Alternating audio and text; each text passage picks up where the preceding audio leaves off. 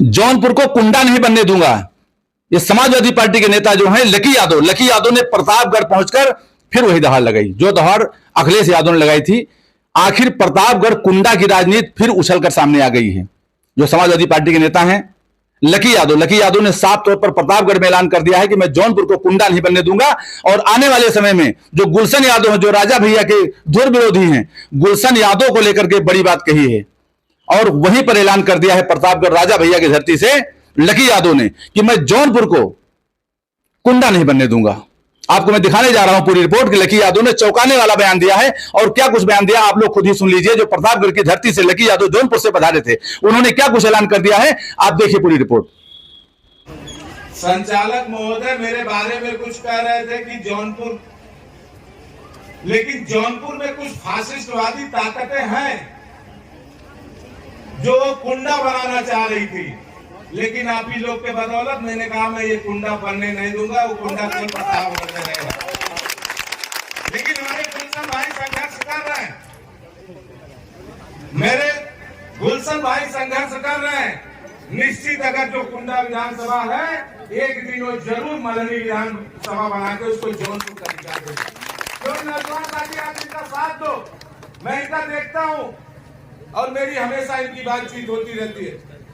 मैं इनसे हमेशा मेरी इनकी बातचीत होती रहती है और मैं इनका संघर्ष देखता हूँ। और संघर्ष देख के मुझे यह लगता है कि ये नौजवान साथी अगर इनके साथ पूर्णतः अगर एकजुट होकर इनके संघर्ष में अगर साथ दे देगा तो निश्चित प्रतापगढ़ में गुलशन भाई यहाँ से चुनाव जीत जाएंगे। हमारे विधानसभा हमारे जिले में भी यही स्थिति पैदा है, लेकिन वहाँ हम लोग आपस में हम लोग एक साथ मिलकर लड़ाई लड़ते हैं और लड़ने के बाद इस फासिस्टवादी ताकतों को हम लोग उजागर नहीं होने देते। एक हमारे जिले में बहुत नाम है, जैसे पुरानिया ने बुजुर्ग लोग ने कहावत कही है, ढोल की दूर की ढोल बहुत सुहावन लगती है। उसी तरह मैं बता रहा हूँ जो ढोल सुहावन लगती है, लेकिन अगर आप जौनपुर में जाके देखोगे तो उसके अंदर पोल ही है, कुछ है नहीं उसके अंदर, केवल उसका नाम ही बहुत ढोल है।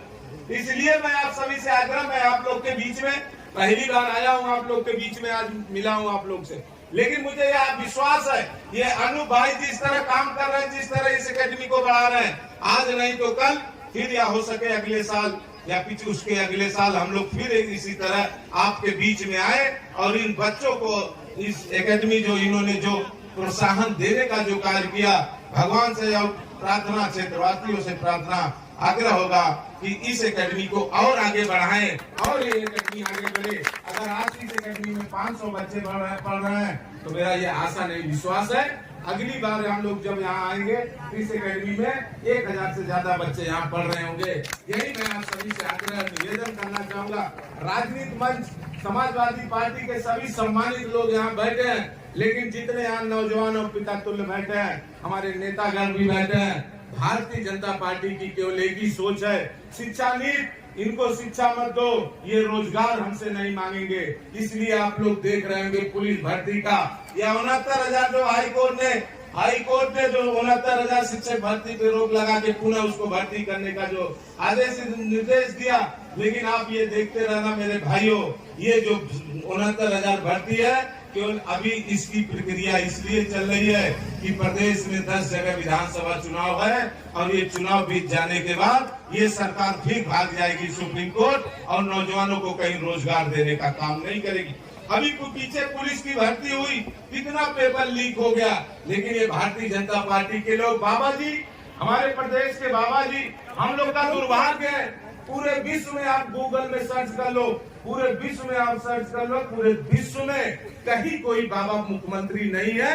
अगर कहीं बाबा अगर मुख्यमंत्री है तो उत्तर प्रदेश सरकार में, उत्तर प्रदेश में है। इसलिए हम लोग का दुर्भाग्य है, बाबा को मंदिर में बैठना चाहिए लेकिन बाबा राजनीति कर रहा है, इसलिए हमें आपको रोजगार नहीं दे रहा है। क्यों कर रहा है बाबा लोग, आप लोग सब लोग जानते हैं, बाबा लोग गांव में डोल के सबके दरवाजे अनाज लेते हैं और उनका पेट भर जाता है, उनको रोजगार की जरूरत नहीं, फ्री में उनको राशन मिल जाता है। वही हमें आपको फ्री में राशन दे के बर्बाद करना चाह रहे हैं, हमें आपको रोजगार नहीं देना चाह रहे हैं। मैं आप सभी से अपील निवेदन करूंगा, अभी तो सामने चुनाव 2027 में होगा, लेकिन अपील करूंगा अगर ये भारतीय जनता पार्टी के लोग आ जाएं, उनसे आप कह देना कि मुझे 5 किलो फ्री में राशन मत दो, मेरे परिवार को 1 लोग को रोजगार दे दो, मेरा पूरा जीवन बीत जाएगा, मुझे कोई 5 किलो की राशन की जरूरत नहीं है।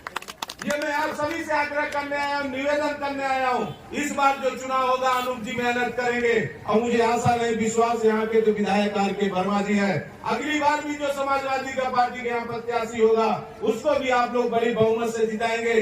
लेकिन मेरा आग्रह होगा कि सभी को एक साथ एकजुट रह के इस बार हम लोग को सरकार बनानी है। अगर जिस दिन हम लोग समाजवादी सरकार बना लिए उस दिन हम लोग को रोजगार मिलने में कभी देरी नहीं होगी। और जब समाजवादी सरकार थी, मेरी बेटी लोग भी खड़ी हैं, भाई लोग भी यहाँ खड़े हैं, जब समाजवादी सरकार थी तो फ्री में लैपटॉप देने का काम समाजवादी आदरणीय नेता आदरणीय राष्ट्रीय अध्यक्ष अखिलेश यादव ने किया था।